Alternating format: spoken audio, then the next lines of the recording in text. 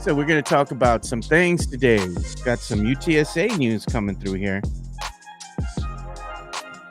That's going to be the talk. Caitlin Clark going to be sidelined for a while again. Good. Two videos we got to show about her today. You know what else we're going to talk about? A friend of ours, Josh Paredes, he posted this out on the X. And it's an excerpt of Kevin Garnett and Paul Pierce talking about Prime Ginobili with the flowing locks and how he was a problem. I think we're going to go ahead and talk about that. And also, I was just scouring the internet looking for stuff to talk about. And guess what I found? What's up? The goated commercial of Sean Elliott, the Taco Cabana one. We're going to play that one. Taco Cabana. Yep, from back in the day. So we got that to talk about. And then we got video here of Stephon Castle working on his shot in the offseason. Empty gym, Mike. Nobody in front of him. It's an ugly looking shot, though, man. Oh, It was Sean Marion-esque. But if it goes in, it goes in, man. Sean Marion made it, so. Jonathan Perez, good morning. Mario Cavazos, good morning. What's up, Fernandez? Joining us from Las Vegas. It's before the show. That's true. Joe Gonzalez, what's up? What's up, Vato? Chris Gonzalez saying that's an old video, Joe. They mentioned this like last year. He's talking about the Stephon Castle video. Area 210, where the dreams don't fade. From the river walk nights to the Alamo shade. We rise together through the highs and the lows. Area 210, it's the life that we chose. That's right. What's up, San Antonio? What's going on, South Texas? This is the Area 210 podcast. My name is Mike Jimenez. That's Joe Garcia. And, I hear that music, Joe, that new intro. Do you know what it reminds me of? The end of the movie Draft Day with Kevin Costner. The end credits. Yeah. Get to the end of the movie. They have a song that was created about the NFL draft. It reminds me a little bit of it. But I do like it, Joe. I do like the intro. Look at Jonathan C. He's saying it sounds like Akon. Nice. Hey, before we get going, thank you to Sith Elias for letting me get on the show yesterday. I was on Plead the Sith last night. You were on the week before. It was a fun, kind of uncensored look at me and the background of the show as well. It's on his podcast network, so go check that out. That was a fun show last night. People seem to enjoy it, so I'm glad that I was taking part in it, Joe. And people were trying to throw a little shade at both of us, man. They were trying to get us to go after each other, but I wasn't taking the bait. No, I even jumped in the chat because I was busy working, but I still jumped in. I said, the Area 210 podcast that we're doing here together, I said it can't work without both of us coming together to go ahead and bring the show to everybody. Yeah. Right. So the two Area 210 podcast needs Mike. You need me to go ahead and do all the other stuff as well and be a co-host here. So it's a relationship on them almost, where we come together here every day to go ahead and bring you the podcast, the live stream that everybody likes to listen to. It's a collective. It's not just one person doing it. It's a group effort, team effort. And beyond all that, one of the things I brought up was the fact that, not only this is a team effort, but the changes that have been made, something's going on, man. We're getting a groundswell of support right now. 9 of the 15 most watched shows that we've ever done have all been in the past 3 or 4 weeks or so. Yeah. Like what was considered to be a good day for us when it comes to viewers about a month or two ago is now considered a bad day. That's a good thing. We're getting more and more traction. And I think it's the consistency of the shows, the quality of the shows, and the interaction. But as I was mentioning, as much as we love the chat, which is powered by PF Chang's La Cantera, we have about 15, 20, 25 people who are on there every day, right? Which is great. We love every single one of you guys. But there's about 500 to 700 people who watch this show daily. So it's kind of funny. We're trying to juggle both sides. But good morning to Tony Ornalis and Jonathan and Mario and Chris and Tex-Mex Frank and Jesse A, Albert Lopez, Jeff Garcia, Jonathan C, JHNS Beast, Fernandez for being on early on with us and being the heart and soul, if you will. Joe's the heartbeat. They're the heart and soul of it all. I'm just a class clown when it comes to it all. But we have a lot to get into. Jeff saying, nice intro, Joe. He likes it. But then we have the negative here. And it's Mario Cavasso says, not to be negative, Nancy. I don't like that intro. It's not puro. It's like, bro, how can it not be puro? We have even the lyrics are geared towards San Antonio. The videos or the pictures that in there are San Antonio. I don't get it, man. Right. And then Chris Gonzalez says, okay, Joe, that intro, I thought it was an anime movie. It's like, it's not anime. They're pictures of San Antonio, you know? Yeah. Well, I'll be back in the Alamo City this week. I'm going to be heading back tomorrow. Or actually, Thursday. Yeah, tomorrow is Thursday. So I'll be heading back tomorrow. Going to be checking out the Pearl on Friday night. Going to go get some drinks downtown on Friday night with Chica. It was funny this morning. We were talking about what restaurants to go to because, as I mentioned yesterday, she does not want to go to taquerias, man. She's like done with it. You know, don't be wrong. She likes Mexican food. It's not that she doesn't want to, but she says, Michael, every time we go to San Antonio, you have all these restaurants over there. Why are you taking me to these hole in the walls? She's done with it, right? So everyone keeps talking to her about the Pearl, the Pearl, the Pearl, the Pearl. Oh, God. So there I am showing her all the different restaurants this morning. It's not even good at the Pearl, though. What are you talking about? It's overpriced food that's aight. It's aight. It's not Mexican food, which is fine. Joe. I know, but it's just it's aight. You can expand your palate a little bit. Oh, I have, bro. I'm just saying there's more places to be had than just the Pearl. The Pearl's all right, but the food there is just overpriced for just aight. Not everything needs to come with a tortilla, dude. No, I'm just saying it's aight. It's white people fare, dude. It's like it's the ambiance. It's going to get a scone or go get some ice cream thereafter. It's the picturesque areas to take photographs and selfies and all that stuff. It's the experience, Joe. I'm not saying it's the best restaurants in the world, though. There are some pretty good ones out there. So I was telling her, do you want to go to Hotel Emma? We can go to the restaurant over there. She goes, no, I don't want to go to a hotel restaurant, even though it's really good. God, man. Look at these comments, man. Joe has not been to the Pearl. I've been to the Pearl. And look at this. Joe, the Pearl is outstanding. One of the best food areas in the country. Stop it. Stop it. It's one of it's one of the best places here in San Antonio. Why? Because it looks good. But beyond that, it's all right. Well, do you know what it is, Joe? I mean, it is the Project Marvel of restaurants in San Antonio because it's beyond just one restaurant. You got like the gentrification of downtown started with the Pearl. Come on. Good. Yeah. And it's nice. It's nice. Would you rather have the Pearl Brewery there, the Pearl Brewery, which was empty, and the Fox Motel, which was next door, which was Hooker Central? Or would you rather have the Pearl the way that it is now? No, I'm not saying there's nothing wrong with the Pearl. The Pearl is nice. Okay. It's like the crown jewel of downtown, you know, and the gentrification of downtown started with the Pearl and the revitalization and all that. And I'm just saying the Pearl's good. It's nice to walk around, you know, and check it out and everything. But I'm just saying the food's all right to me. It's like, it's all right. So people were saying, like Joe Gonzalez on our chat powered by PF Chang's La Cantera, to take her to Biga on the Banks. That's a good restaurant, dude. I've been there one time before. That's a good restaurant. I like that Mexican, that it's not Mexican. It's kind of like a Cuban restaurant that's right next to the Valencia Hotel. That place is pretty good. Yeah. I like Soluna, Mirasol. Those are all good places around town as well. They're the same company, by the way. That's also with La Fogata. That's all one entity itself. But she doesn't want Mexican food, Joe. She's like, we're going to go to San Antonio. I don't want any Mexican food. Take her to Margaritaville. Yeah. I was Pat O'Brien's. Get a couple of hurricanes to get knocked the F out. Get roofied? Yeah. It wasn't there, dude. It was at Polyesters. Polyesters back in the day, man. Glad that you remember that.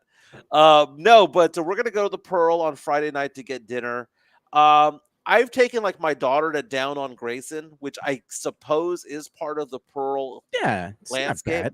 They got good places there. But it's not in the complex itself. Like Gloria and Hotel Emma are at the Pearl as well, but it's on the outside of it all. We want to go on the inside. So we're looking at a place called Supper. And we saw the photos, and that seems to be like the place we're probably going to go to, unless anyone has any other recommendations at the Pearl. And I don't want to hear about any other restaurants elsewhere. Okay, this wonderful taqueria on the south side. I don't care. I don't want some fried chicken place, because here's the thing about Chica. She's pretty healthy when it comes to her eating, man. So she's not down with all that. And I got to tell you how embarrassing it was for me to make her breakfast this morning. Oh This God. morning, we woke up. Normally she's out the door for work at 6:15, but she didn't have to get out the door till 7:45. So she says, "Michael, will you make me breakfast?" She buys this chorizo from this grocery store in Austin. It's kind of a spicy chorizo. And she says, "Can you make this and make some chorizo and egg?" I'm like, "All right, cool." Go downstairs, make some chorizo and egg. I made it for her, made it for me. I'm enjoying it. She takes it to work. She sends me a photo, Joe, that apparently I didn't remove all the plastic from the chorizo Oh God. packaging. So there was like a half-inch piece of plastic in there. She goes, "I think I swallowed a piece of plastic, you idiot." And I'm like, "Well, I had chorizo on my own, but I had it myself. I had no issues with it." But I have a recommendation for you, Mike. It's a yeah, good one. It's a good one. She's done with the taquerias and all that stuff. And she wants something a little bit more upscale, something different than the Mexican fare. Why yeah. not take her to the Moon's Daughter? To where? The Moon's Daughter. The What is that? Moon's Daughters. That's a restaurant that you got to go ahead and get a reservation for. It's off of Lexington. It's really nice. They have great views of downtown San Antonio. You should surprise her, dude. Just get the reservations. You'll thank me later. She'll be wowed by the atmosphere and also by the views. That might have to be another time. The views of San Antonio are pretty cool. We went to Rosario's recently, the new location that they have downtown in Southtown. That was pretty cool. She enjoyed it over there, but again, it's Mexican food, and people Wait, I'll show you. people are recommending steaks as well. She doesn't eat steak. Look at that, Mike. She likes chicken. She doesn't like steak. She doesn't like pasta. She does not like Mexican food all the time. Look at that. She likes seafood and stuff like that. Look at those views, man. Good looking place. Yeah, you should take her there, dude. Different fare, you know? They serve dog? No, it's a little chihuahua somebody took over there. Very nice. Very Just a nice. But Big on the Banks, the whoever recommended Big on the Banks would be a good place. Now, we're actually looking at places to go drink afterwards, Joe. Oh man, that Be Kind rewind. Nah, man, I'm good. Well, I think what we're going to end up doing is I think we're going to end up going to the Esquire and then going to the Riverwalk from there and ending at Be Kind Rewind. I know there might be a line there, 20, 30 people, but that's nothing that a $20 bill can't solve. You know, just slip it over to the, hey, let us in. Okay. You slip them a 20. That ain't nothing no more, bro. Here's a 50. 50? There you go. 50, I'm getting to the top of the line, you know, like I'm next. Very nice, Joe. So we have lots to get into today when it comes to sports. You know, we were talking about UTSA football. You mentioned Darian Starling. I went back and forth with him on Twitter yesterday. For those of you who don't know who he is, Darian Starling is kind of new to the game in San Antonio when it comes to podcasting, when it comes to journalism and things like that. He's doing his own thing right now, covering UTSA sports pretty intensely. Yeah. There are others who do so, but for some reason, the other ones who do so don't seem to want to play with us or play with any other podcast. They're kind of on their own. They're kind of very express news-ish when it comes to things. But I've been watching Darian's productivity the past few weeks or so, and I've been very impressed with the articles that he's writing because it's beyond him doing a podcast and whatnot. It's articles that he's writing. He's doing the print. He's doing the podcast. He's doing all of that, the interviews and whatnot. And we've gone back and forth about bringing him on the show. So I want to bring it out to the viewers and the listeners. You know, let's say come football season. Oh, yeah, man. Right? Do we want to have a UTSA football preview with this young guy? Yeah, I think that'd be great. He's been around for a little bit, but he's coming into his own now. He's ramping it up. Coming into his own now. He's done a lot of work. He's been nothing but consistent, puts out great content, and he's built his fan base, his community around the niche, which is UTSA. Right. Good on him, man. It takes a lot to reach that pinnacle of what he's accomplished. And I think, when we go on Twitter and whatnot, we tend to have the same people who pop up on our feeds. Yeah. And maybe he's been doing it a lot longer than I thought. But here's the thing: is that he's coming up pretty prominently on my feed right now. Yeah. So I'm seeing it more and more every day. So it's doing a very, very good job. So we'll bring him on the show probably in the next, I want to say in the next couple of weeks or so. Let's bring him on the show and see if this would be a good fit, because it'd be a Yeah. good cross promotion between what he's doing and what we're doing. He was very complimentary of our show, and I enjoy everything that he's doing on that end. But UTSA football, we need to have some sort of correspondent, if you will, to kind of give us the insider Yeah. type of thing. I was going to ask a question, Mike. Do you think it's going to be time for us to go ahead and put our name in the hat for credentials for the media, credentialed media for UTSA football this season? I would much rather be credentialed for UTSA football than Spurs. Yeah, I would too. It's a better overall experience, quite honestly. Great view of the field and great people there that are covering the UTSA football club as well. So, I mean, I don't know, man. I think we should throw our name in the hat. I agree. I agree. And the reason why I don't want to be credentialed for the Spurs is because I have no desire to get to know any one of those guys. There's some that are good, like Jeff, for example, and some of the other guys that are there. No, I'm covering talking are about the pretty good. players. I'm talking about the players. Yeah. I'm talking about the players. I don't want to be part of that circus anymore. I was part of that circus many, many, many years ago, and I know what it's like to be out there back in the day with Pop when Pop Takes a was a lot young of head coach. time, dude. It's a lot of time. It's a lot of press conference. And it's a lot of I want to talk about the X's and O's of what they're doing on the court. Yeah. Like everything else that they do, when it comes to promotions and sponsorships and all that, I don't care about. Do they win the game? Are they getting better as a team? That's all I care about. And whenever you become too close to players, because back in the day, Joe, you'd have a relationship where you would see a Spur, like when I was in the media back in the day, you'd go out there and you'd see them out in the wild, out in public.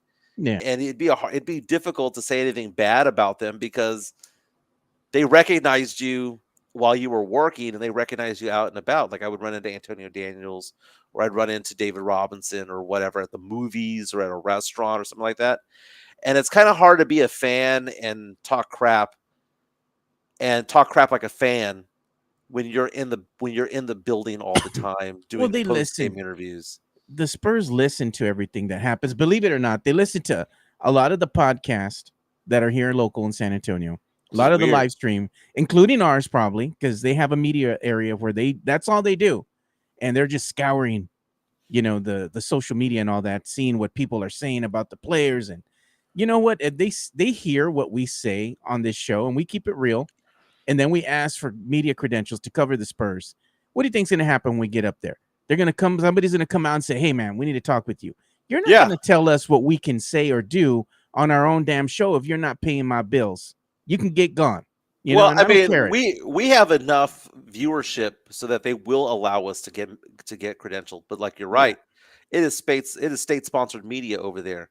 Someone says something bad about the Spurs, gone, and you are on the traditional airwaves. You're gone. Yeah, you're gone. That's just the way that it is. Mario Cavazos reaches out to us on our YouTube chat, which is powered by PF Chang, says there is the reason you're scared of a Sohan confrontation. No, man, have him clock me, dude. I need the money. I want the money, right? Clock me over the head, get mad at me, NDA, pay me $500K, and we'll be done with it. I'd be fine with it. You're going to call the Texas Hammer? Oh, Joe, Mike is... Oh, go ahead. Good. No, go ahead. No, I said, Mike, you're going to be represented by the Texas Hammer. I know. I'm going to be represented by the guy who's 444. Oh, the Force, yeah. Ooh, just call the Force. That's the running joke, man. Every time somebody says something here in San Antonio, get an offender bender, you get when you fall and hurt yourself at work or whatever, just call the Force. When I got divorced the first time, I had an office on I-10 West between Callahan and Medical. And there was a billboard sign, like where the Benihana's is. Yeah. There's a billboard sign right above the Benihana's that I could see outside my 8th floor window. and it said, "You're an apple, but you married an orange. Call me for a divorce." God. And I called it, and he ended up representing me the first time. His name is Matt Saucy. Well, so nice, I used him twice, right? So second divorce, it was also with Matt. And I was talking to somebody the other day about the divorce, and he asked me who I use as a lawyer. And I said, "Well, why are you asking?" He goes, "Dude, you should have used that guy who had that billboard back in the day that says you're an apple, but you married an orange." And I was like, "Dude, you're killing me, man. How did you know that that was my guy?" And they thought that I was lying. I was like, "No, man, That's your that was dude. Matt Saucy's thing, dude." So very, very funny. But I'm glad that it's over. Glad that it's over, Yeah. Joe. So what do you want to get into? We're gonna go ahead and we're saying we're gonna lead with UTSA out the gate. So what are we gonna talk about? And we'll talk a little bit of Spurs down the road. How much do we care about the Summer League championship?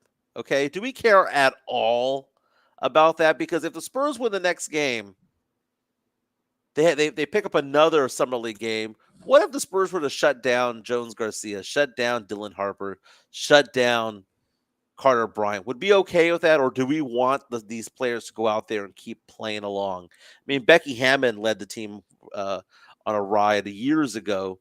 Do we really care about that? Also, want to get into Caitlin Clark and her injury. Caitlin Clark, dude, the things that she got away with yesterday, Oh, ridiculous. how quickly we turn on her, Mike. You were singing her Ridiculous. praises in the beginning, and now I've never been a fan of Caitlin Clark. I sang her praises in the sense that I understand that she's big for the WNBA, and I'm glad that the WNBA has become a thing. Okay, that is why I sang her praises. I never said, "Oh my God, she's the greatest of all time." I've never had that opinion about and her. what happened She's a now? turnover machine. She pulled up lame now, pulled her groin, Mike.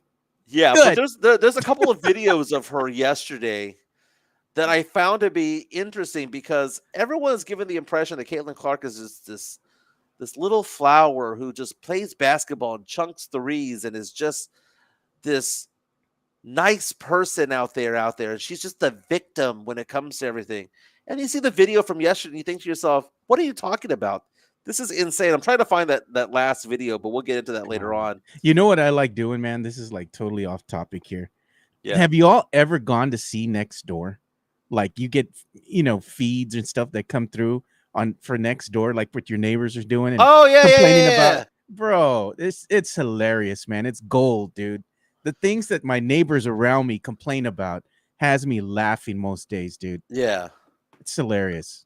That's funny. And also share the media share. How does that work, Joe? Yeah, so if you all want to go ahead and share any videos, pictures, links, go ahead and reach out to us via our media share. You can go ahead and text all those things to 830-391-9164, and we'll go ahead and share your content and when we're doing the show live, as we are in the fray of doing the show and looking for things to talk about. Sometimes you guys dictate what we're going to talk about next, and if it's interesting enough, we'll go ahead and do that. Yeah, so keep that number up there so people can jot that down. And Yeah. I'm actually going to send you one as well. And it was talking about the best quarterbacks in all of college football and the SEC, and where does our guy Arch Manning rank when it comes to it all. So I'm going to send you a TikTok on that one, and we'll get to that one after we talk to people about UTSA football. But UTSA football, man, we're coming up pretty close, man. We're already mid-July. College football gets going at the end of August, early part of July of September, so we're excited about that. But already there's some chatter out there that UTSA should have another good season this year. Yeah. What they've done in the past, most recently, been doing well at the Alamo Dome, but on the road, it's a different story. But when it comes to them this year and the predictions, our good friend Darian Starling was talking about the projections of UTSA football. And what did it say, Joe? He posted and says UTSA currently has the third best odds to win the AAC in 2025, and that's via BetMGM behind Tulane and Navy. So UTSA in good company. And Tulane was that team that was very difficult to beat last year. UTSA football, I'm looking at the Vegas Insider right now to see what the odds are for the most number of wins. I got to find UTSA out there. The team that has the most wins that are projected, by the way, there are 4 teams projected to have 10.5 wins next year. Penn State, Ohio State, Oregon, and Notre Dame. Texas is along with Georgia and Alabama are projected to have 9.5 wins. But UTSA is expected to have another good season. In fact, they have their over/under set at 7.5. 7.5. So they believe the UTSA is probably going to be around 8-4, 7-5, right around there, making yet another bowl game. Joe, are you excited about UTSA football anymore? I mean, or is it just one of those things where you've entertained it, you've gone to the games? I mean, do you get hyped up for UTSA football? I get hyped up for UTSA football. I'm excited about UTSA football. A lot of my money goes to UTSA because of my daughter. So I'm behind UTSA football. I'm excited for the program. I want to see them do well, and so does I think a lot of other fans here in San Antonio. I think it's something that the city gets behind. You want to see your local, schools or universities do well. And why not UTSA? Well, UTSA has had 5 years in a row of winning records. They were 7-5 in 2020, 12-2 in 2021. They were 11-3 in 2022, 9-4 in 2023, and in 2024, 7-6. A winning record, right? It resulted in a winning record. A couple of those years, the UTSA was ranked in the top 25 back in 21 and 22. They haven't won as many games as they were in Conference USA. You go to the American Conference, it's harder competition. It is more difficult to win those games, but they're going out there. They're getting the job done. Coach Traylor, though, I am surprised that Coach Traylor is still part of this program. He must love the city of San Antonio and must love that program because he could be making bank elsewhere. But he decides to stay at UTSA over and over and over again. He does get the raise every once in a while, right? When somebody starts, playing footsies with him. But he is believed to be one of the best coaches in all of college football. And ESPN has bought into that as well because they rank the top 10 best coaches in college football. And Traylor was part of it, Joe. Yeah, I'm going to go ahead and show that again by Darren Starling. He was the one that went ahead and put this out on the X. So we're going to go ahead and show that here on screen. And look what he says. He goes, today, ESPN ranked UTSA football's Jeff Traylor as the number 9 best active coach in college football. Let that sink in. UTSA has the number 9 best active coach in college football here in our own backyard. And it's amazing, like you said, that he's still with UTSA because he's had offers, and he's gone and interviewed with other schools, but he's still here with UTSA. I'm thinking that's not going to be very long in the foreseeable future. He might get called up to a bigger club. If that happens, a bigger university to coach for a bigger university, more money, better caliber of player. What would his name be? Gone. And would you be mad if he did that? Absolutely not. No, because Traylor back in the day interviewed for 2 positions that we know of, right? He interviewed to be for the Houston Cougars and the Texas A&M Aggies, right? The Aggies would have been a promotion going into the SEC. It makes sense for him to do that. Houston was a lateral move, man. Going from UTSA to Houston, same conference. I know Houston ended up going to a different conference, but at the time they were going to be in the same conference. It seemed to be a little bit more of a lateral move. He didn't want to do it. But keep in mind Coach Traylor's sphere of influence. His influence goes from San Antonio to Dallas to Oklahoma, back into Louisiana, back to San Antonio. That is his sphere of influence. That's why it would be difficult for him to go do a job. Let's say if New Mexico State called him, or if Arizona State called him, or Utah called him, because he has no influence over there. He was a former high school football coach himself. He knows the football coaches. He knows the coordinators. He knows the ADs all over Texas. He has it on lock for a program like UTSA, or if he was to go to a UT or a Texas A&M. But look at the names that he's being compared to. Ryan Day of Ohio State, Josh Heppel of Tennessee, Kirby Smart, who forever gets a raise at Georgia, James Franklin of Penn State. You have Dabo Sweeney, Dan Mullen, Lane Kiffin, Brian Kelly of LSU, and then at number 9, Jeff Traylor at UTSA. Mike Gundy, who's a very good coach at Oklahoma State, listed at number 10. For Jeff Traylor to be in that mix there, it elevates his profile. And he is still one of those guys out there where if he brings out another 8-4 team with this roster at this program, with this amount of funding, which is basically pennies compared to what you would get at the SEC, give Jeff Traylor money that the SEC can provide, the NIL that he can provide. What is UTSA football? UTSA football, for all intents and purposes, is AAA football, right? Don't get me wrong. We can play big teams. We play UT and whatnot. But what happens when our receivers do well, Joe? What's their name? Gone. What happens when our defensive backs do well? What's their name? Gone. Portal, baby. They go to the portal. Yeah, they're gone. They go to the bigger schools. UTSA, beginning with Marcus Davenport, had the ability to get a first-round draft pick. The Saints drafted him years ago. But UTSA football is still stuck in a situation where it's a good program. It's a successful program. We're getting good talent over here. We're getting the 3 stars over here. But we'll never be on the platform of a UT, never be on the platform of an SEC school or a Texas A&M. We'll forever be little brother. And is he okay with it? Is he okay being the head coach of a team that's little brother? Because we look over at Texas State, G.J. Kinney, who's the head coach over there, is a mercenary. That guy wants to be a head coach of a big conference team. And I know Texas State's going to be heading over to the Pac-12, but still, he wants to be even bigger than that. That guy's a mercenary, right? Jeff Traylor might be more of a family man, who might be more of a guy who just wants to kind of put down roots and be part of the San Antonio community and all that stuff. I don't think so. I think what'll happen here is he's been showcasing what he can do here with UTSA. Then why didn't he leave for Houston? I don't think that it was a good fit at the end of the day. I don't think it was a good fit for him. I think what he's waiting for is that right fit with the right university. I think once that happens and the money is there as well, he's going to be gone. And I'm going to fault him for doing that. Go ahead and go chase your money, King. Go get paid. You're going to have a better caliber of, let's say, player. You'll be well funded. And, you know, if he has success doing that, great. Good for him. You know, I mean, I don't think anybody will fault him for trying to go out there and better himself. Better opportunities. Thing, though, man. Jeff Traylor is 57 years old. He's 57. He's not a spring chicken. He's not G.J. Kinney running around over there in his late 30s. Making it sound like he's Coach Pop, 75, 76. I mean, come on.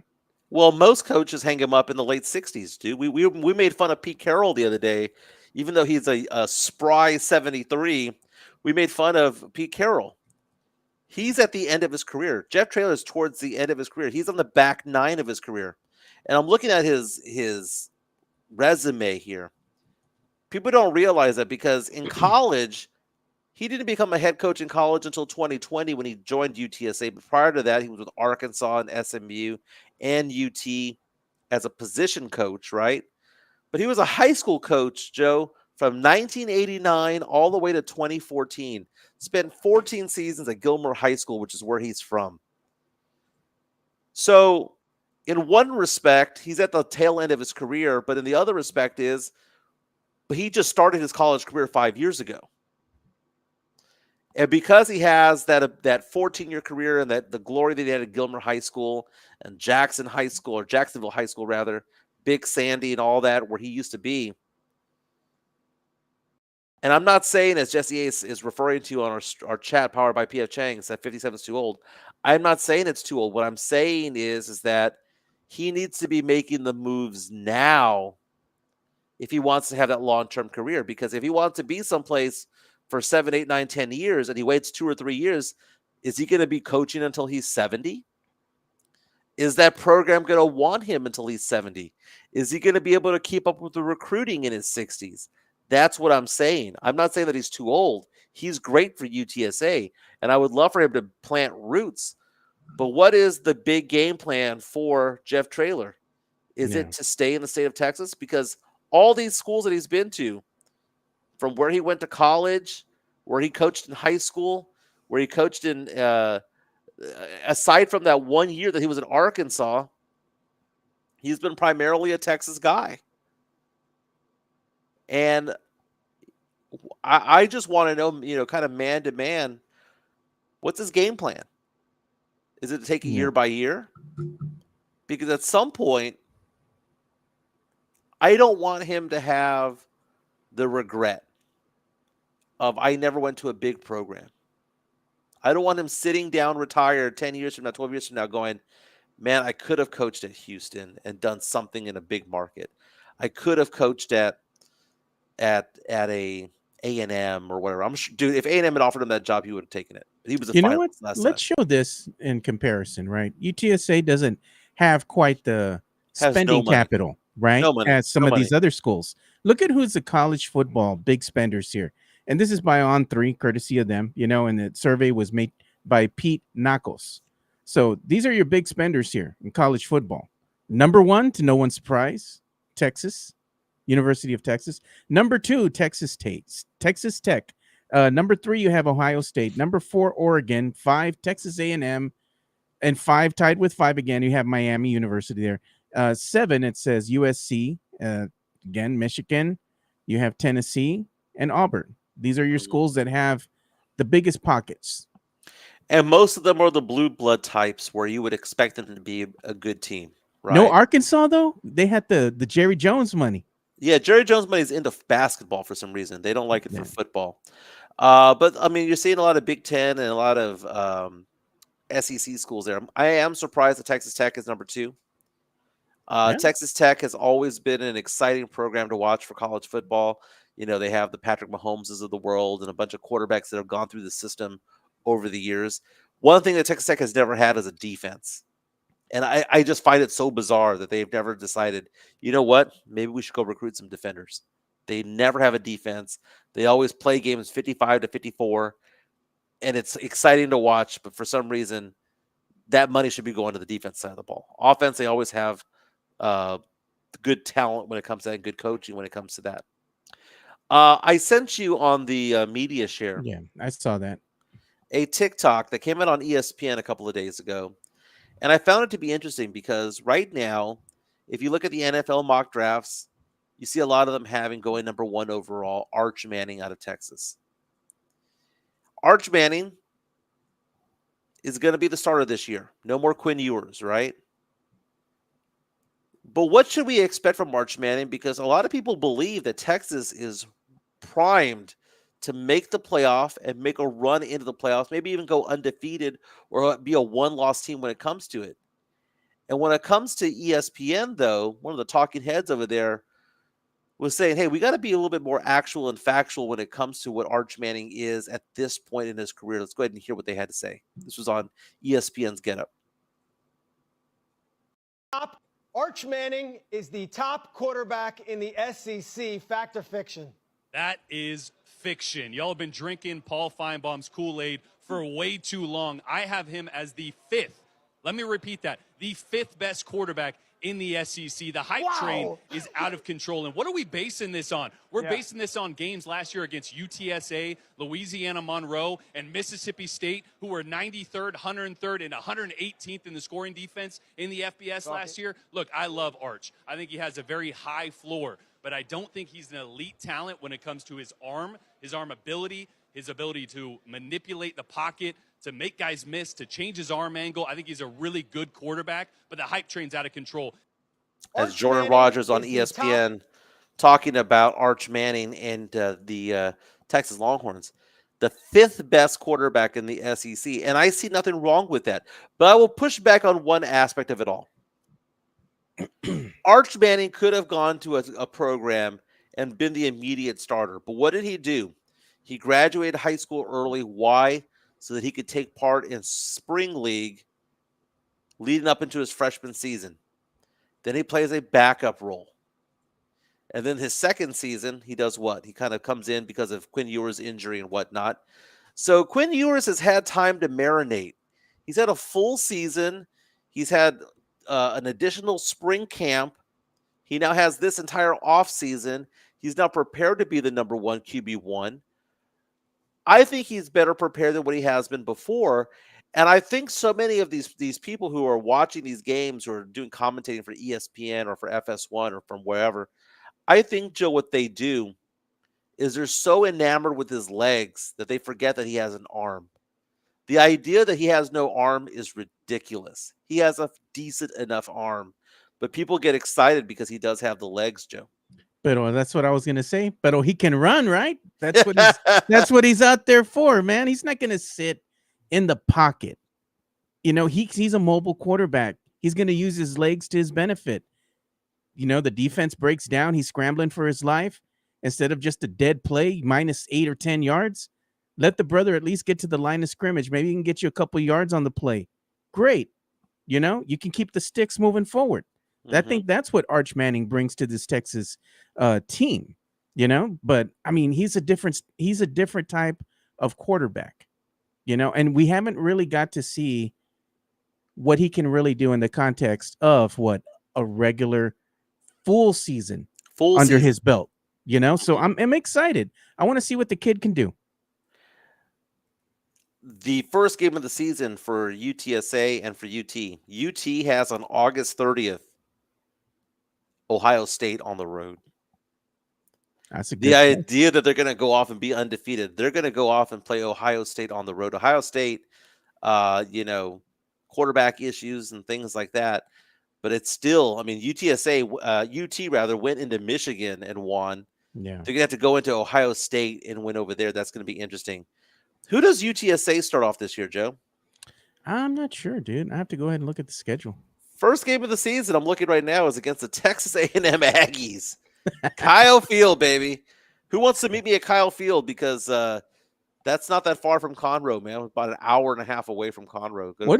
What's the name of the dog that they have buried over there behind the stadium? Reveille. The border collie. Meantime, the second game of the season, oh my goodness, UTSA could go 0-2 to start the year. Second game of the season at the Alamo Dome against the Texas State Bobcats. That game, Joe, on September 6th, 35,000 fans. Yeah. I mean, isn't that the game of the year? Oh my God, Mike, are you making fun? No. You're being dead serious. Isn't that the game of the year? 35,000 fans. I would put the over-under as 35,000 fans at the UTSA Texas State game. State. What team are you going to be cheering for? Oh, well, I'll be part of the home team. I'll cheer for UTSA that game. Just for this one, because I know you, Mike. You're going to be like, you'll probably have a Texas State jersey underneath or something and be, you know what? The hell with this. If they're getting their ass kicked, you're going to pull off the jersey. have it underneath. Have it underneath. You'll be like, the hell with this. I'll be like Superman going into the booth, into the phone booth. And the reason that I was asking if you're serious or not, because you're always saying, how you don't hear enough chatter or enough applause from the actual fans there. And I see a lot of empty seats. It's not like they should make it out to be on TV. It's like, are they really going to fill the dome with that many people? Right. Well, I mean, dude, Texas State beat UTSA last year 49-10.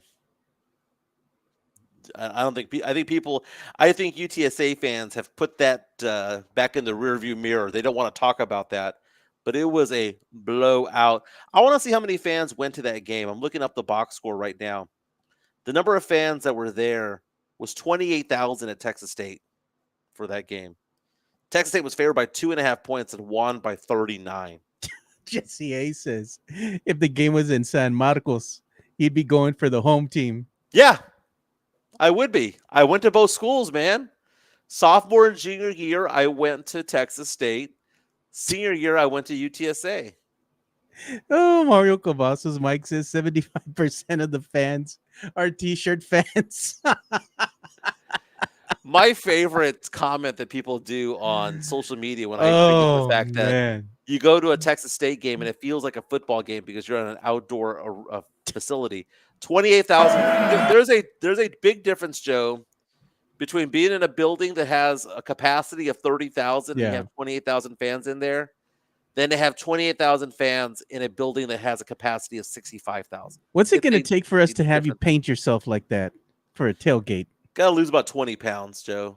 Lose about 20 or 30 pounds. Joe, speaking of weight, Joe, everyone gives me crap on the chat about my weight. Everyone gives me crap about my weight on Twitter. And what I've come to realize, Joe, is that I'm skinnier than everyone who gives me crap, Joe. What is that all about? What are you gonna say? You're skinny athletic or fat athletic? Oh yeah, Chubby athletic? I'm tubby athletic. Yeah, I mean, I'm not chubby saying that I athletic. can't stand to lose weight, but we have a some of the people who have come after me. I just realized this yesterday because of some of the texts and things that we get. I was like, wait a minute, I'm thinner than all of you guys. What's that You know all what? about? I don't know, but it's still funny to me. But I respect the fact that you're still willing to go ahead and take off your shirt. You ain't embarrassed. Are you gonna call up the Rockets thing? Oh no. I was Photoshop. looking on my Twitter right now. I'm looking for the Michael Jimenez. Let me see if I can find it. There it is. And your pictures from your vacation. And one of my some of my favorite photos there that you have. Oh yeah. I think one of them was one of the favorite ones that I like that makes me Well, I'm at laugh. the beach. What do you want me to do? Wear a tank top? You're at the beach. Of course you got to do it. Oh man, this is the one. This is the one. The eyes don't lie. The eyes don't lie. Let me see here. We're a little toasty there, bro. I ain't gonna, you ain't got to lie about it. That About it. was so funny. My daughter kept putting all that crap on my head. I thought it was kind of funny. What that's one Mario of my Cavazos, favorites. It's when you were jumping, Mike, off of the rock, and you're like that. So Mario Cavazos is asking the question, how much do you weigh, bro? He thinks I'm going to tell my weight for $2. All right, I'll tell you. $2. How about this? Everyone guess my weight on the chat. And as Ren G says, the bigger the panza, the better the chanza. Guess my weight, and we'll see who gets it closest. Right? I'm 5'7". Guess my weight. JHNSB says 175. I wish, dude. I wish. I'd say 230. You're in the ballpark. 235. Yeah, in that range right there. I used to weigh 255. The most I ever weighed was 256. I got it down to 228, 229, and I've gone back to about 235, and I've stayed there for the longest time. And somebody said 175, I wish. The lowest I weighed, Joe, like in the last 20 years, last 15 years, I weighed 215 when my daughter Ava was born. And that's the thinnest I ever was, man. I want to get down to about 225. That'd be a perfect weight for me. I don't ever want to be skinny, though, man. I don't ever want to be skinny. I just want to be a little fluffy. But, everyone giving crap about my weight. I weigh less than most of you dudes, man. So calm the F down. Mike, I weigh as much as one of y'all's butt cheeks.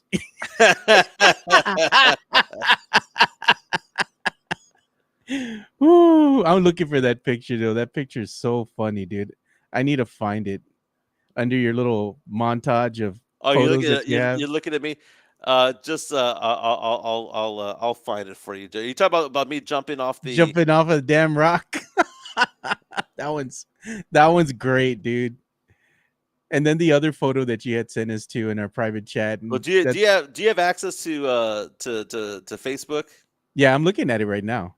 Okay, go on to what I posted from Barbados a couple of days ago. Here it is. Me drunk bowling. Oh God. There's a video of me drunk bowling and a video of Chica drunk bowling. If you want to show that off the Facebook, I give you permission to do so. The drunk bowling. Yeah, Roy says he's 6'2", 194. Guy, I wish, man. Mario Cavazos says, do it like Dan Patrick show. Hi, I'm 5'6", I weigh 185. I found it. This is the one. Let's see. Is this me drunk bowling? I believe I can fly. I believe I can touch the sky. Oh my God, dude. That one's a funny photo right there. Can you find the drunk bowling? Yeah, I'm gonna go look for it right now. And that was just a couple days ago. I posted it like 2 days ago. It's That called wasn't that wasn't at the escape room. So No, that was the Barbados 280. I posted an album about 2 days ago, but Sith Elias was asking that question on Plead the Sith yesterday, his podcast, which by the way I was on and Joe was on last week. Check out both the episodes. Asking about the travel. Chica and I are going at the end of the month to Miami to go visit her daughter, so we'll be out there for a few days, and we're planning on another trip. So we have the idea of taking our kids, our adult kids, on a trip, right, to go just hang out. And we thought, let's go take them to Cancun or Cozumel or something like that, Tulum. And the kids are fighting back, saying they don't want to go someplace like that. They want to go to like Vegas, or they want to go to someplace to go gamble, even if it's like Lake Charles or something like that. I'm so disappointed in these kids.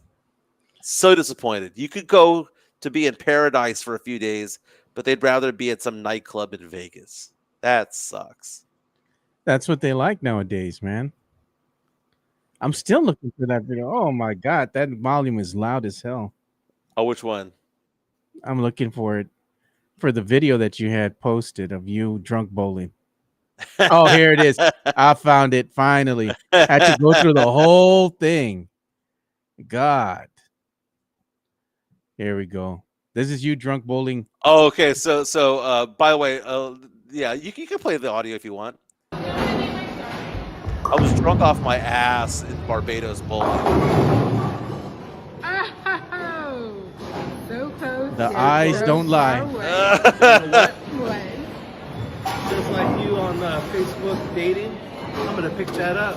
Oh my God, Pick that up, here girl. we go.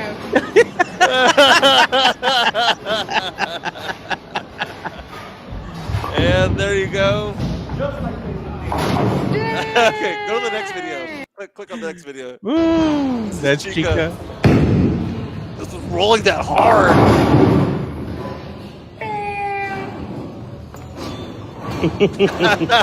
She's a better bowler than you, Mike. Jesse A coming out and saying Mike has the motion of the ocean.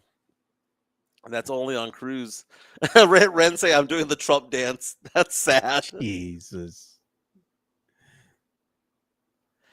Joe, how excited are you about Spurs Summer League, man? What if the Spurs win the next game tomorrow, make it to the championship of the Las Vegas Summer League, and they go, Dylan Harper, Carter Bryant, Jones Garcia, we've seen enough. You're done.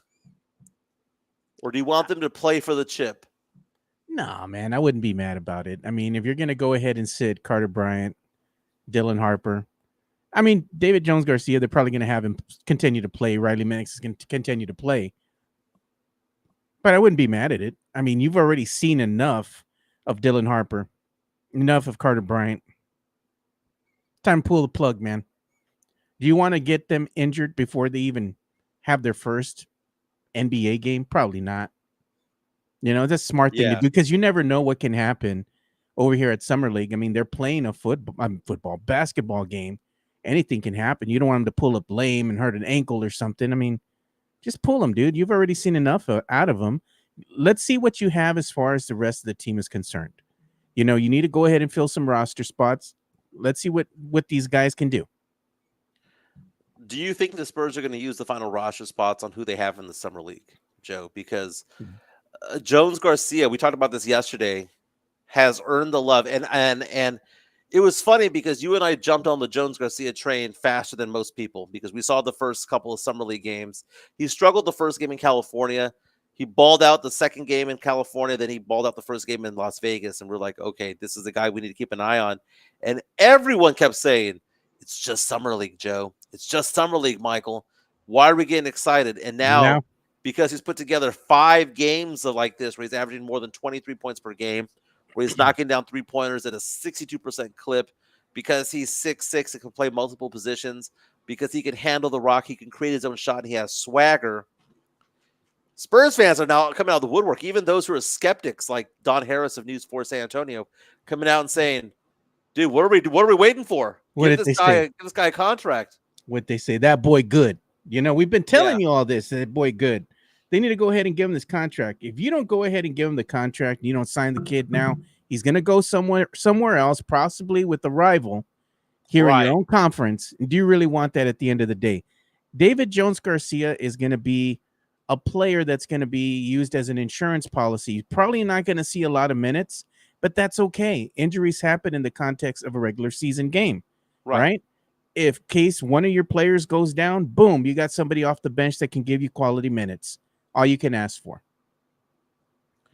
Tavarius asking the question, Joe, what player on the Spurs would Jones Garcia play over on the regular roster? And the answer is none. Champagny. Maybe Champagny. Maybe Champagny. But the answer is that he doesn't have to. No. To make the 15-man roster. The Spurs don't have 15 players right now, and they have to make room for a Jones Garcia. They have to cut somebody. They legitimately right now have roster spots available. Two roster spots available right now. And what are the Spurs trying to do in later years? We have to re-sign Wemby to a max rookie contract extension. We're going to talk about what he said too later. Okay. We're going to extend that out. What else are we going to do? We're going to have to pony up some more money for De'Aaron Fox. We're going to have to re-sign Castle. We're going to have to try Dylan Harper down the road. So what are the Spurs going to need to do? We're going to need to have some players on the minimum. Gotta say bye. Bye to some of these fan favorites. Some of these fan favorites, like Sohan, might be gone. Good. You know, like Keldon might be gone down the road because Harrison Barnes. You've got to make room for these big contracts that are coming up ahead. And Jones Garcia is going to come in at the cheap. And I'm looking at the Spurs roster right now. Let's count the number of roster spots they have right now. They've got Harrison Barnes. Oh my God, that's not even this year's team. The Spurs roster right now is 13 strong. The depth chart, according to ESPN. The depth chart right now, according to ESPN, has a Dylan Harper coming off the bench. I don't buy it, dude. I think that Dylan Harper's going to start, dude. Over who? Vassell? They're not going to put Vassell. They should put him on the bench. I think he'd be best served coming off the bench, give more, let's say, balance to the team. But I don't think that's going to happen. Here's the Spurs roster right now. Number of players. The Spurs have De'Aaron Fox, Devin Vassell, Harrison Barnes, Keldon Johnson, Kelly Olynyk, Victor Wembanyama, Dylan Harper, Luke Cornett, Stephon Castle, Jeremy Sohan, Carter Bryant, Julian Champagny, and Jordan McLaughlin. Okay. McLaughlin signed for a $2.2 million deal, the minimum. So the Spurs have 2 roster spots remaining. I believe they've already hit the 90% threshold of what they need to sign. They want to stay under the aprons. They want to stay under the cap so that they can take the money from other teams that are paying the luxury tax. 2 roster spots, Joe. You have Jones Garcia there. You have Riley Minix there. Unless the Spurs are going to go get somebody else. I mean, these 2 players can be had on the cheap. Get them, sign them, man. You know, they have Minix, you know, and he's playing over there with the Austin Spurs. Mm-hmm. Call him up, man. It's time. He was injured last season. Now, they can still play with the Austin Spurs, but they have the full contract. Yeah. That's the thing. They have the full contract when it comes to it all. I hear that there's some video of Stephon Castle knocking down threes. We saw the video of Jeremy Sohan in an empty gym knocking down threes, but now there's a new video of Stephon Castle being out and about. Jeff Garcia from Locked On Spurs and Ken's 5 was posting that video. I don't know if you're going to like it or not, Mike. I don't.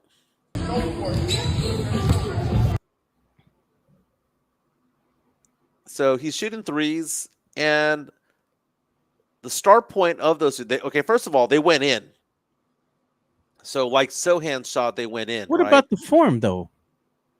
Doesn't look bad. The rotation's fine, but he starts off so low. It reminds me of Sean Marion, Joe.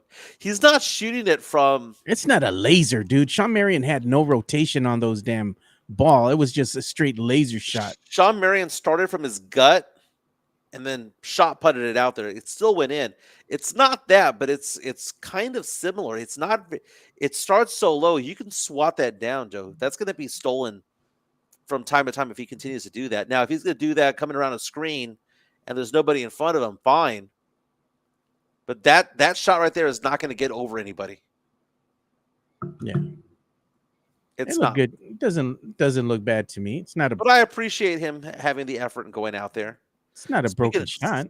Speaking of efforts, check out PF Chang's La Cantera today.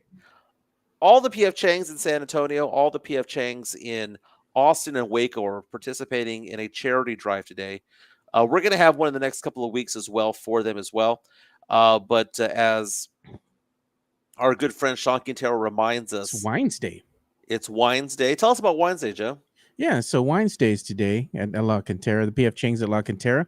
Wines Day, you get half off of bottles of wine and champagne every Wednesday, all day. So if you're looking to go ahead and, have a nice lunch or a nice dinner there with your lady, take her out there, get you a bottle of wine, a bottle of champagne, call it a night, man. And not only that, but you're saving money because the bottles are half off today, all day. And today they have a fundraiser at these locations in San Antonio, Austin, and in Waco, where 100% of the profits will be donated to the Texas Search and Rescue, which is benefiting, which has been helping out the flood victims there in Kerrville and all the other areas of Central Texas as well. Llano got hit, Burnett got hit. I know most recently Concan got hit with some flooding as well.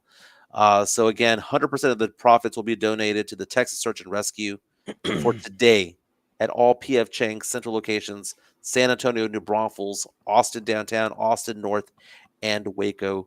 Go check them out. Get some chicken wraps, dude. The egg rolls, get the lettuce wraps, all that stuff. Fantastic stuff. PF Chang's La Cantera, dude. If you want to go to any location, that's fine. But go hit up Sean over at La Cantera location right next to the Nordstroms or in that area. Over at La Cantera. Badass, dude. Yeah, and one thing that we're also going to go ahead and give some love to is our merch. You can go ahead and check out our merch. Just go ahead and click on that or scan that QR code. You can go and get some of the lovely shirts that are out there on our merch store. And it helps support the show. So we have the Alamo City Podcast Network shirt that everybody's a fan of, and also the alien logo for Area 210. And again, just scan the QR code on your screen right now, and it'll take you straight to the online stores. You can buy our merch. Another thing we got to do is we got to get some love to you, Mike. Go ahead and call Mike. And I made this one just for you. Look at what it says, Mike. Do you want to make more money? Call Mike Jimenez, and there's your number. Yeah, 210-508-0369. Do you want to make more money? Do you want your money to make money for you? I mean, that's it, man. I got a good compliment yesterday. I have two clients that have significant assets with me that are good friends, and they were talking to each other. And they said nice things about me, and then they called me and they said, "Well, your ears burning." It was a very nice compliment to have. My number is 210-508-0369 for retirement accounts, IRAs, 401k rollovers, college savings accounts, life insurance, long-term care, disability insurance. Give me a call, 210-508-0369. Next month will be my 20-year anniversary doing this line of work. So give me a call, 210-508-0369. Alex Noriega on our YouTube stream, our chat powered by PF Chang, saying that he went last Wednesday to PF Chang's. $28 bottle of wine was just $14 because, again, Wednesday is Wines Day over at La Cantera PF Chang's. There you go. We're going to go and show the logo one more time because you know what? Look at that. Alex getting behind PF Chang's La Cantera. 28 bottle of wine can be had for $14 on Wednesday. Make it happen. There you go. Alex is getting behind PF Chang's. Should we be getting behind Caitlin Clark any mo? I posted 2 videos of Caitlin Clark on my Twitter account. And if you can show the first one, not the most recent one, the first one, not the one where she gets hurt. I'll go ahead and bring that up. But tell me the privilege that a player has to do this, because I swear, if Angel Reese did this is courtesy of ESPN. If Angel Reese did this to an official, she would be blasted. She would be crucified by the media. But Caitlin Clark doing this to an official, by the way, and by the way, this wasn't the first time that she did something stupid to an official. Look if you go full screen on this. Look at this reaction she gives. Okay, what is this? Come here, come here, come here. If Angel Reese did that, blasted, crucified. But Caitlin Clark can do this to officials. Say, come here, come here, come here, come here. There was another play where she yelled at an official and started barking at an official and wanted to run after them and had to be grabbed by one of her teammates. Yeah, I'm going to show that one here. And you know what? And then the injury happened. Minute to go in the game, she goes down with an injury. That's privileged behavior, Mike. Looks like she's. This is the injury that she had, courtesy of ESPN. 39 seconds to go with left in the game. She starts grimacing. She grabs her groin, goes to the bench, and proceeds to start crying. Get the F out of here, dude. I'm sorry. I'm so tired of Caitlin Clark. But I love hating on her. But what happened when you saw she got hurt again? What did you say, Mike? And that she's out of All-Star Weekend, which, by the way, she did not deserve to be part of. Good.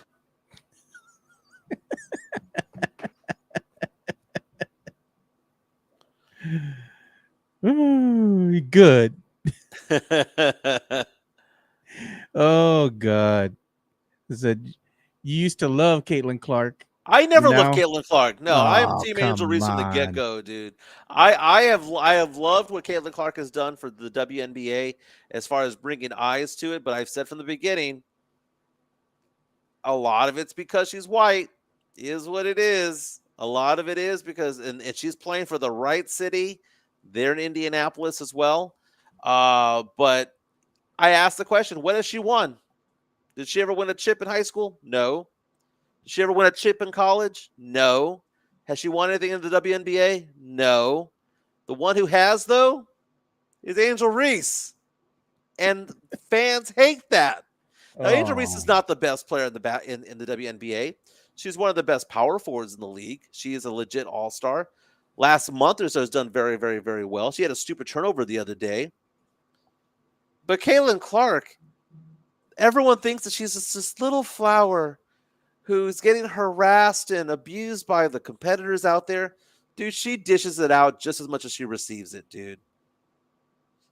She's a turnover machine. Turnover machine. She did not deserve to be part of the All-Star Weekend. She got voted in by the fans. But again, she's missed half the games due to injury. And now, because she's going to be checked out again for this groin injury, I bet you she's going to miss. She's going to miss the All-Star Weekend. And what if she misses more time, Joe? What are they going to say? She deserves to be MVP because she played 30% of the games? Come on, man. Come on.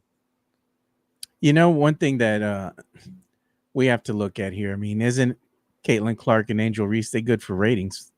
That's true. You know, ratings are up. And they don't fly coach anymore, like somebody said, you know? So you got that to look forward to. But as we start, bringing the show to a close here shortly, we're not going to shut it down right now, but it's coming to an end because I know me and Mike are going to be busy today. Yeah. But I wanted to show this as well. This is something also, great news on the UTSA front, but this has to do more with their baseball program.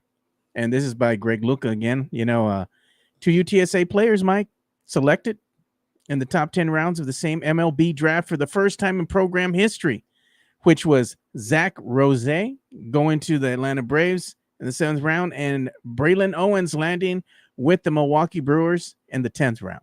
Congratulations to them. That's amazing. On top of that, Johnson High School in San Antonio had a first-round draft pick who went in the first round as well. It went like number 15 or 16 as well. That's pretty amazing. I'm looking at it right now. Let's see if I can get that name here. I saw everyone was excited about Colorado picking Holiday. They had Holiday back in the day as one of their stars, and his son is out there. Was supposed to be the number 1 pick overall. He went number 4 instead. But I'm looking at the results on the first round here. According to ESPN and CBS Sports, I believe it was number 14 coming out of San Antonio, Texas. Let me see here. Number 18 in the draft, Kason Cunningham, shortstop, second baseman, Johnson High School, San Antonio, Texas. It says Cunningham is one of the most polished prep hitters in the class. He combines a mature left-handed swing with an appreciable feel and contact for the strike zone. He celebrated his 19th birthday in late July and is now a first-round draft pick for the Arizona Diamondbacks. Congratulations to Kason Cunningham of Johnson High School. Very, very, very cool. Joe, do you ever read stupid articles? All the time. You know what a stupid article is, too? I got one Yeah. coming up after you announce yours. I was reading an article today from Kelly Ripa. Do you know who Kelly Ripa is? Oh, God, dude. Yeah, I remember. Isn't she the one that does that morning show with her husband now? Yes, with Mark Consuelos, Yeah. right? And that used to be, God, what was his name? The guy that used to do, Regis Philbin used to do that back in the day, right? Just Live or something like that. Yeah. Right. She was talking to somebody on a podcast, and they wrote an article about this, where she says that she does not like Nookie in the morning. And that she complains to her husband, Mark Consuelos, saying that she never wants to get action during the morning. Jeez. And I was so appalled by this whole conversation. I was like, come on, man. Give Mark Consuelos some love, man. Why you gotta be a hater, man? Why you gotta do that? That's dumb, dude. I mean, why not in the morning? You know? It's a great start of the day, baby. You know, Get your day started, yeah. You know, the Folgers, you say the best part of waking up is Folgers in your cup. Nah, baby. The best part of waking up is little action, baby. That's all I'm saying. That's dumb. She don't look like she has any fun anyway, dude. She looks like she's a stickler, dude. She calls the shots. You do what I say, and oh man, You're only no, on this I'm show because of me. You were a soap opera actor. Yeah, That's what she would say, right? yeah, too controlling, dude. No, I'm good. Pass, hard pass. Can we do a grito, a good night? What do we say? A farewell to ZDTs in Seguin. Did you see that article on mysa.com? No. Oh, poor ZDTs is no longer going to be open anymore. They're going to be closing. I just sent this to my old brother-in-law. It says, after nearly 20 years of thrills, a beloved San Antonio area amusement park is closing. ZDTs will be closing pretty soon on August 17, according to a press release. So they've got one more month left of ZDTs. For those who don't know what ZDTs is, if you remember Malibu Grand Prix back in the day, you would now appreciate what ZDTs is. It is a bumper boat, mini golf, go-kart. A little roller coaster. They had a little roller coaster and video games. A little bit of everything they had over there. But you know, they can't compete now with the likes of like Main Event and Andretti's and all these Pin Stack and all these other places. Well, you know man. what? You know what? I'm thinking of the one on China Grove as well. I've been to ZDTs a lot for the. Okay, so ZDTs doesn't have all of that. ZDTs has the roller coaster, has amusement rides, has an arcade, and it has a lot of that. That's going to be going away. There's another one in Cherry Ridge, which, by the way, I want to keep that one. The one in Cherry Ridge is amazing. That's the one that's most like Malibu Grand Prix. But ZDTs is also known for its go-karts as well. But it's going to be closing on August 17th. That's over in Seguin. Yeah, so I was going to share this article as well. And this is getting into kind of like, you know, we get into pop culture news and stuff like that.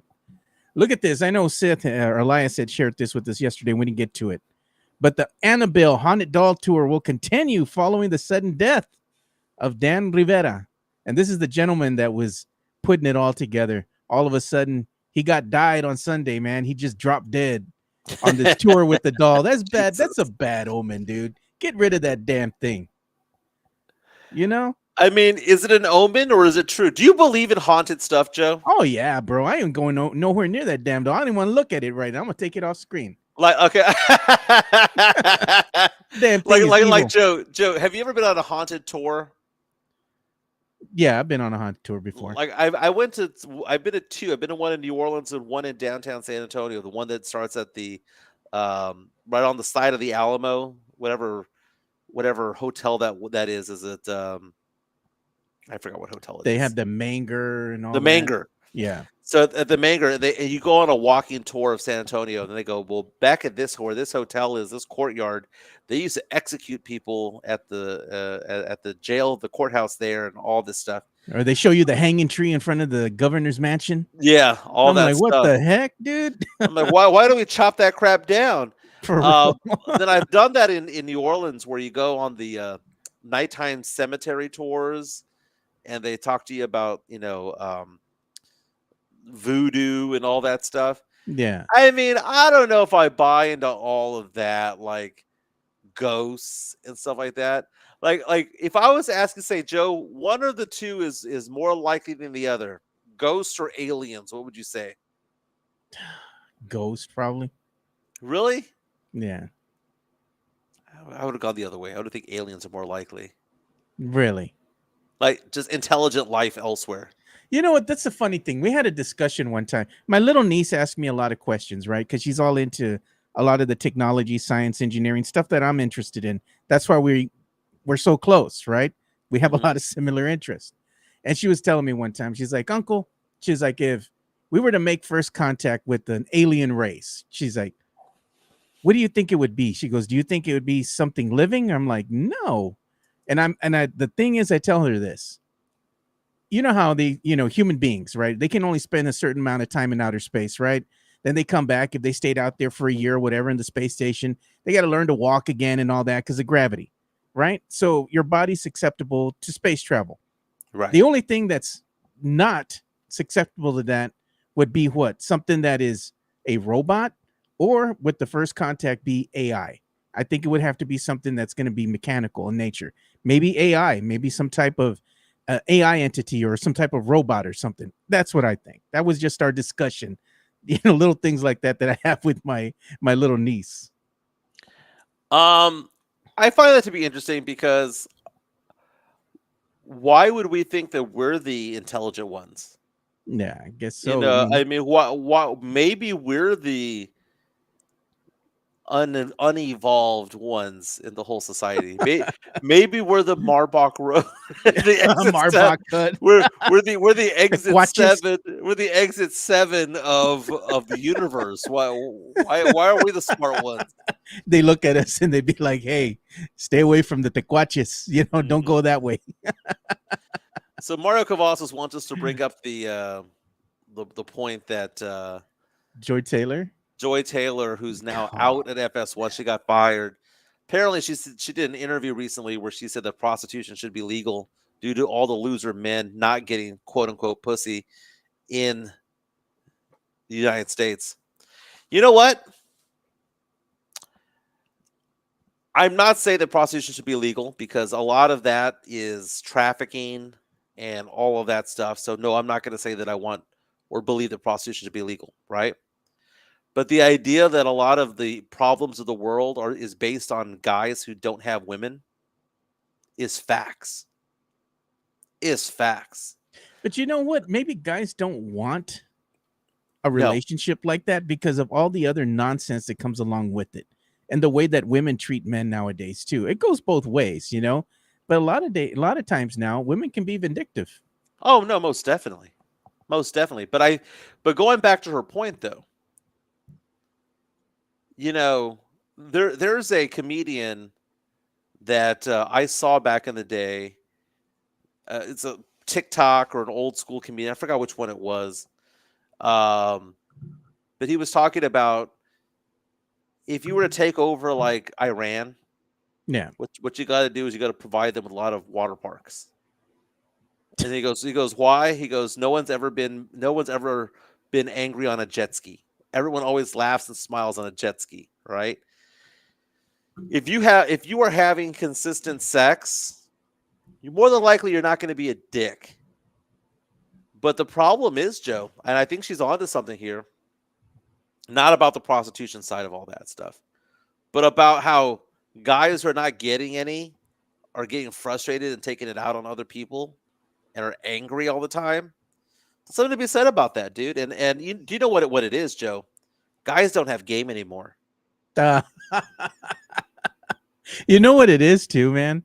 there's such a thing as courage, man. Like if you going out, you like this girl, you take her out to eat, you're having a good time, and at the end of the night, these guys just don't have the cojones to go in and make a move. Land a kiss on her, man. Do something. Yeah. You know, they say Well, bye and then leave. Well, I mean, go get a number, go do something, and you know Do what has something. changed, but what has changed a bit is the idea of going out and doing online dating, right? I have a friend of mine who says that he doesn't do online dating because he doesn't want to do that. He wants to meet somebody organically, right? He wants to go to a party one day at a house party or a barbecue, meet the girl of his dreams, and then go that way, right? Or maybe meet somebody that way. It doesn't happen that way anymore, Joe. It doesn't happen that way. Even the idea of going to a bar to meet a girl doesn't happen anymore because what are the girls doing? They're on online dating profiles at the time. Yeah. And it makes things different. But the opposite's also true. I look at it this way. Chica is way more attractive than me. And one of the ongoing jokes that I have with her is I tell her all the time, I never would have gotten you in the wild. I never could have rolled up on you at HEB or at a bar or at a gym or at the zoo or at the movies because I would have been afraid because she's a lot more attractive than me. You would have been afraid to talk to her? Yeah, yes. Come on. I mean, in a bar scenario, I would have stumbled over and gotten her a drink or whatever, but I don't think I could have taken that pitch to left field. I think I would have laid down the bunt and tried to run it out at first base. I never could have gotten it, but the only way I could have gotten to her is what? By my word. So we met over the phone because we saw each other's profiles online, and I'm able to keep up a conversation with her. You know, I'm sociable. And do you know what we bonded over when we first got together? Sports. The TV show Schitt's Creek. Okay. One of her favorite shows, one of my favorite shows. We love that show. And she goes, man, I don't know a lot of guys who love that show. I said, dude, I love that show. And we bonded over that. Then it became over sports and over family and all that stuff. I never could have gotten her in the wild. I never could have gone to Be Kind, Rewind. She couldn't have been all dressed up and all that stuff in the wild. Never. My game came from talking her ear off, listening to her, and going on from then. Not to say that I couldn't pick up another girl, but a girl of Chica's caliber, not gonna happen. Wasn't gonna happen, dude. Chica is much smarter than you. Oh, she is smart. Harder worker than me, dude. She's a dental hygienist, dude. I play on my computer and I do investments all day long. She's cleaning 15 people's teeth every day. Yeah. And she's super nice. Mario Cavas is asking the question, the wussification of America. Yeah. It is different, Mario. You know, I mean, Mario, Imelda, your wife, very, very nice people. They've gone to our events and whatnot. Yeah. They're a great couple. You can tell they're into each other. Love it. It's a great couple. Yeah. But the days of meeting somebody in a organic way in the wild not happening, dude. In the wild. Oh my God, dude. Got me dying over here, Mike. Joe, I mean, I have game, Joe, right? But you know, there's also the ability to understand, Joe, that that girls are very did you ever see the movie Swingers? When Mikey and Rob go ask out a girl at the party, and they say hi to these girls, and they go, "What do you drive?" You know, yeah. And he goes, "Oh, I drive a Cavalier. it's red." Girls are shallow, dude. Girls are very, very, very, very shallow, dude. And I don't know, man. Like they want everything in the world, and may not offer everything in the world. But I will tell you this much, man.